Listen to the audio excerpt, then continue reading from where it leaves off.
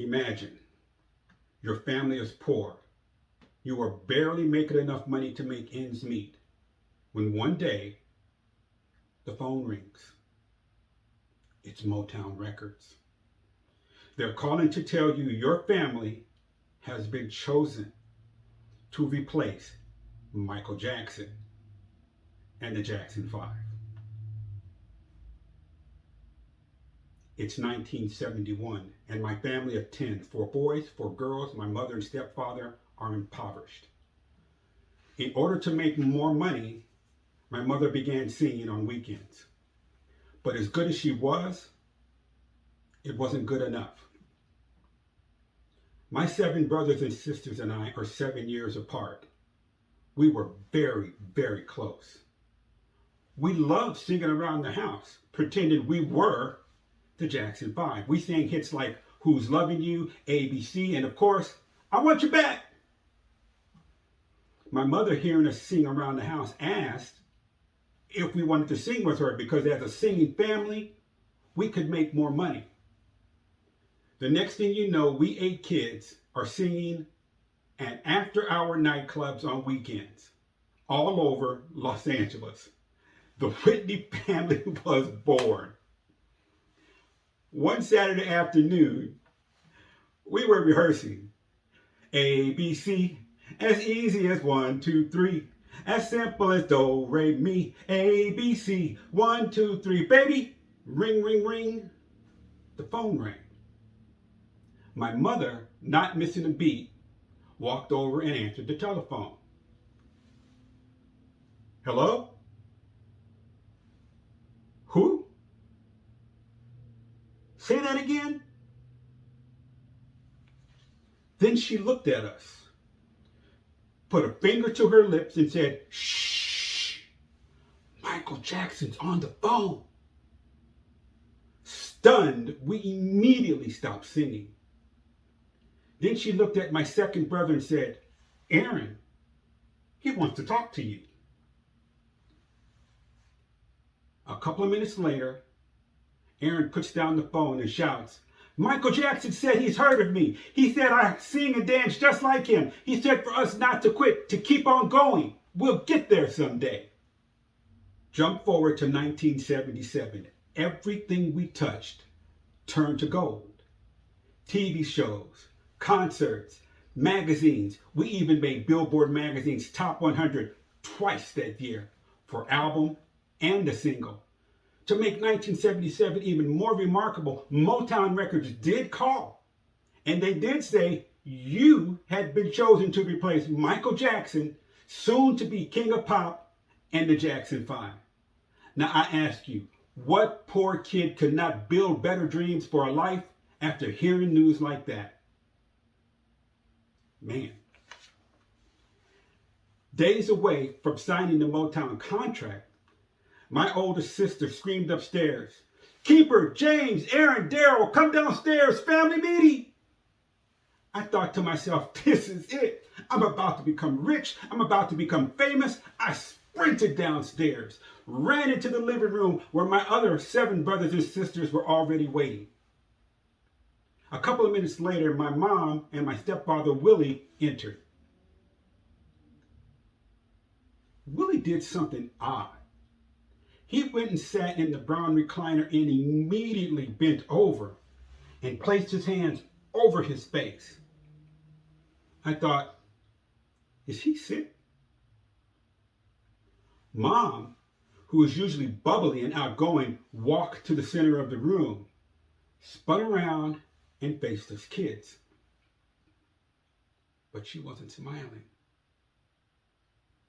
Little did I know, I was about to hear the words no brother ever wanted to hear, the words no brother could ever prepare for. Then my mom spoke. She said, "Willie has been molesting your sisters for years." I thought, wait, what did she say? And then she said, "I have known all along." No! My head was spinning. I didn't know what to say or what to do. I couldn't comprehend what I was hearing. It was like being punched in the gut. I was breathless. But before my brothers and I could recover, my oldest sister spun around and pointed at us and said, "You boys can't talk about it. It didn't happen to you. It only happened to us girls. You boys can't talk about it ever." And like that, relationships between brothers and sisters that could never be broken lay on the living room floor in shambles. Lost and confused, my brothers and I desperately needed to talk to someone, but the people we needed to speak to the most, our sisters, had just told us we can't talk to them about it ever. I had entered the living room, excited to finally end my life of poverty, but when I left, I was a brother dazed, confused, scared, and betrayed. I was a brother broken. My journey into the bowels of child sexual abuse did not begin with my sisters. It started when I was 6, roughly the same age as my sisters, when my stepfather decided to molest them. In 1965, our babysitter sexually abused my older brother and I almost daily for 6 months. And here I am again, 12 years later, experiencing the trauma of child sexual abuse. But the trauma is different this time because I am not the direct victim. This time it is my 4 little sisters who are the direct victim, and I am a brother who could not protect them, who could not save them, a brother who failed them. For years, my brothers and I struggled under the weight of not knowing and being told it didn't happen to us. But the reality is it did happen to us. Because whenever child sexual abuse takes place in the home, the entire family is abused and betrayed, whether you know it or not. For my brothers and I, once we learned what happened, we were forbidden to talk about it. We didn't even talk to each other. I searched for books, articles, anything about the trauma brothers experienced after learning their sisters had been sexually abused, but there was nothing. You see, Google hadn't been launched yet, so my only options were bookstores and libraries. I found tons of books and articles about the trauma women and girls experience, but nothing that addressed the needs of brothers. It was as if society believed our trauma was irrelevant, or worse, it didn't exist. It certainly wasn't worth discussing. As the years passed, I heard the whispers from my sisters. How could you not know? How could you not suspect? How could you not see my tears or hear my weeping? How could you not care? I wanted to scream, we do care. It's just that you told us we can't talk to you about it. Without those conversations with our sisters, which are our brother's only form of treatment and healing, constant thoughts of woulda, coulda, shoulda, and vivid imaginings of what our sisters went through fester like angry boils just beneath our skin, ready to erupt at any moment. And my boils did erupt 9 years later. 3 weeks before my wedding in November 1986, I became obsessed with one thought and one thought only. I must ensure Willie is never around my sisters again. Do whatever it takes. That thought became all-consuming to the point I wasn't sleeping, I wasn't eating, I was losing weight. I was in such a dark place. I didn't even care that I was getting married. I didn't even care about my own life. I only cared about one thing: slay the monster. On a warm summer night on November 8th, I nervously paced my bedroom in the dark, waiting. listening for him to walk out of his and Mom's bedroom. A couple of hours passed, and then I heard it. Creak. I cracked my bedroom door. There he stood, 6'6", 240 pounds, wearing that huge afro wig that easily put his height over 7 feet tall. And there I was behind my door, 5'9", 145 pounds. I took a deep breath, stepped out of my bedroom. Shaking, I slowly walked up to him. When I stopped, my face was at his chest. Arching my neck back as far as it would go, I looked up the side of that mountain and said, "You have 24 hours to leave this house. If you are still here by this time tomorrow, you will be dead, because I will have killed you."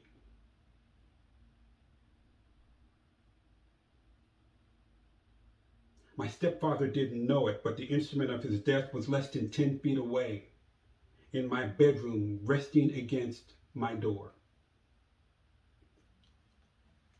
Black, sleek, 3 feet long, 36 ounces, inhaling from Louisville, Kentucky, was my favorite baseball bat. It was waiting for me to wake it from its slumber so I could hit the greatest home run of my life. Luckily, my stepfather heeded my warning and he was gone the next day. Years later, my wife and I were in bed talking about my still wanting to talk to my sisters, when she turned at me and said, "You know you're a victim." And I said, "No, I'm not. I'm just telling you what I feel about it. It's my sisters who are the victim." She said, "Of course they are. But look at you. You're a mess. You're shaking. You're sweating. How can you not see all you boys are victims?" Until that moment, I had never realized I was a victim because, as my sister said, it only happened to them. But as I said, it did happen to us boys. Even today, decades later, when I'm alone and I begin to think, how could I have not known? Tears start flowing from my face. Of course I'm a victim. The problem is, like me and all brothers, we didn't have an outlet to express our trauma. In 2013, I went to a conference in San Diego on how to write a book. I wanted to write the very first book from a brother's perspective of what we experience when we learn our sisters have been sexually abused by our parents. At that conference, I had a chance to share my story. After I finished, I sat down.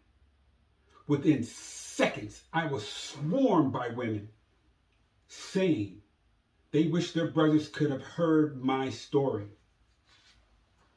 Hearing so many stories, I didn't know what to say. It was coming at me so fast. My heart was pounding. I needed to catch my breath. So I got up and left the hall as quickly as possible. But within seconds, the double doors burst open. And more women surrounded me saying things like, "I had no idea my brother was dealing with this. I wish I had spoken to my brother." But the hardest stories were from 3 women who told me their brothers committed suicide because they weren't there to protect them, because they couldn't handle the news. Listening to those women, those sisters affirmed for me how important it is that brothers must have a voice in the child sexual abuse space.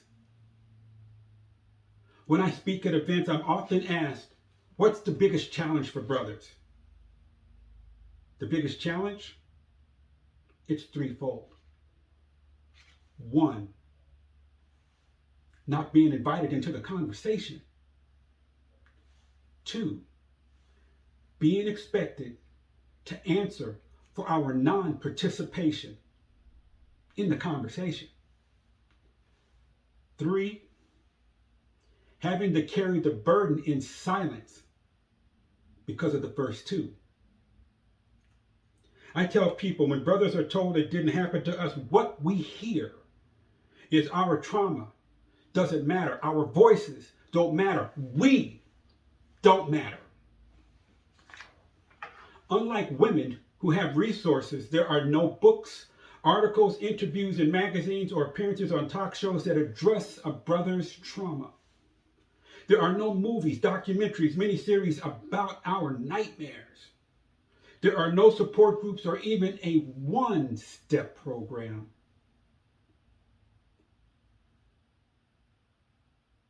You know, a few years ago, I called a few female therapists who specialized in sexual assault. I told them about the emotional stress I was coping with and asked if they could help me. I figured because these are women who deal with sexual assault, they would be the perfect people to help me. One after the other told me they couldn't help me. I asked, why? Isn't helping people with sexual assault your expertise? Each said, and I'm paraphrasing, if I was a woman, they could help me, but since I was a man, there was nothing they could do for me. I asked, do you have male clients? Each said yes, but not sexually abused male clients. I was stunned.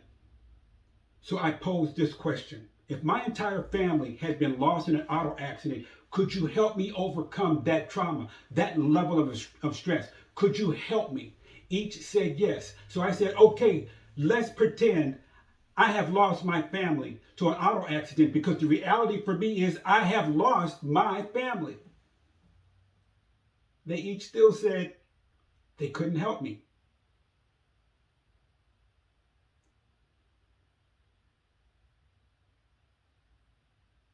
After those conversations, it became clear that we brothers, we needed to find a way to elevate our voices. In the child sexual abuse conversations, brothers must no longer be viewed as an inconvenient truth, a taboo no one's willing to talk about.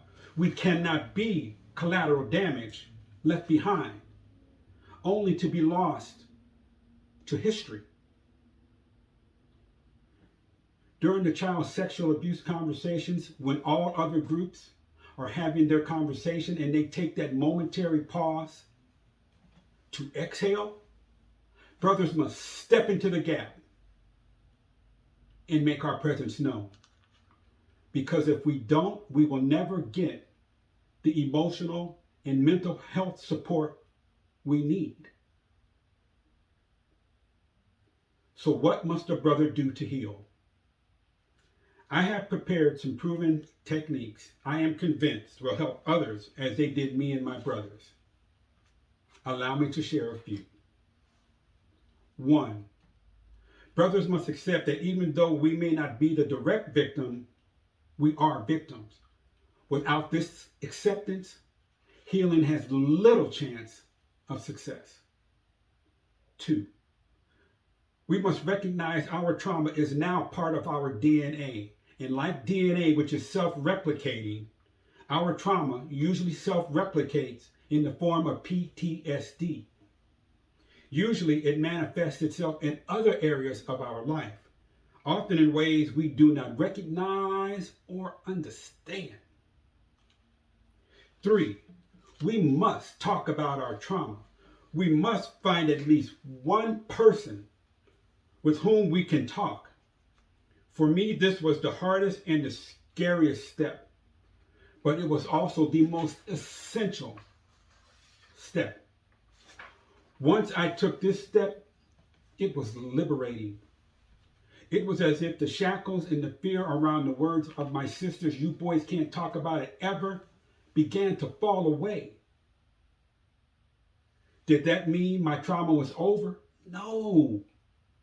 What it meant, I was empowered to pursue recapturing the essence of who I am as a man and as a brother. Keep this in mind.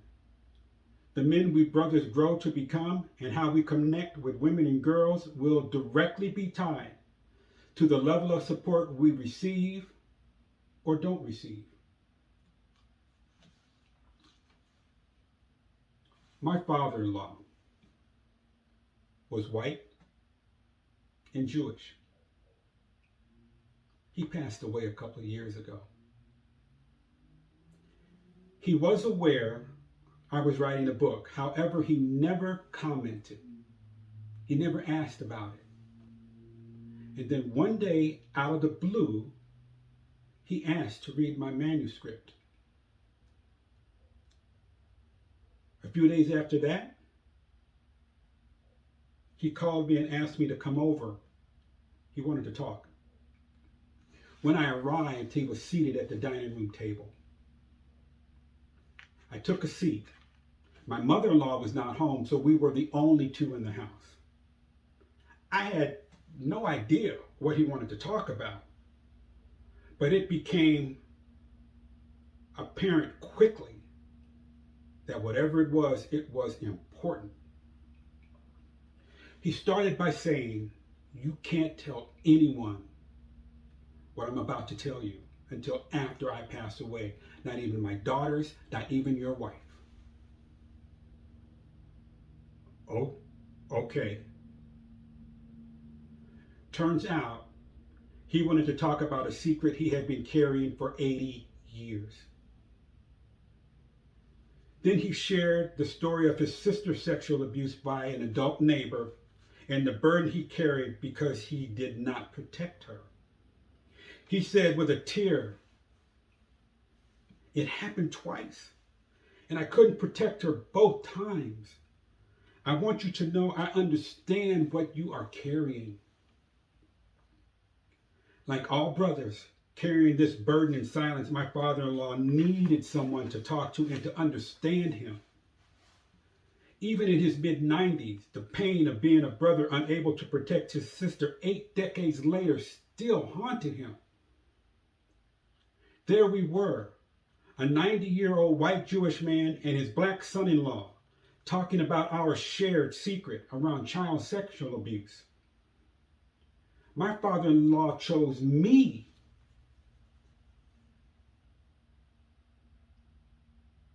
as the person to share his secret. For him, I was someone who understood his decades-long torment. He saw me, a black man, as the person willing to ask, "Are you okay? Do you need to talk?" That conversation between two men of different backgrounds crossed the lines of age, race, religion, education, politics, and wealth. It brought our relationship, which was already special, even closer.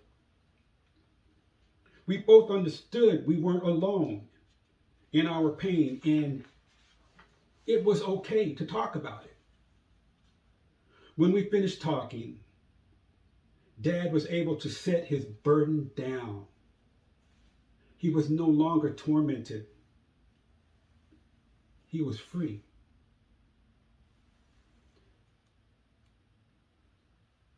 I realized something about my father-in-law.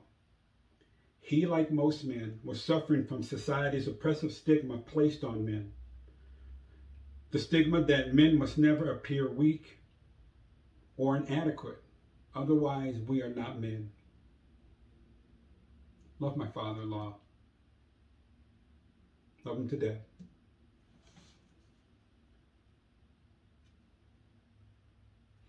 February 2023, I was walking through the Pavilions Market parking lot in Woodland Hills, California. As I approached, I saw them. They were standing outside the store door. There were 8 of them standing around a table selling baked goods. 6 girls, 2 boys, each one white. As I usually do when I see kids selling stuff, I stop and ask, what are they raising money for? They said a school project. I asked, which school and what's the project?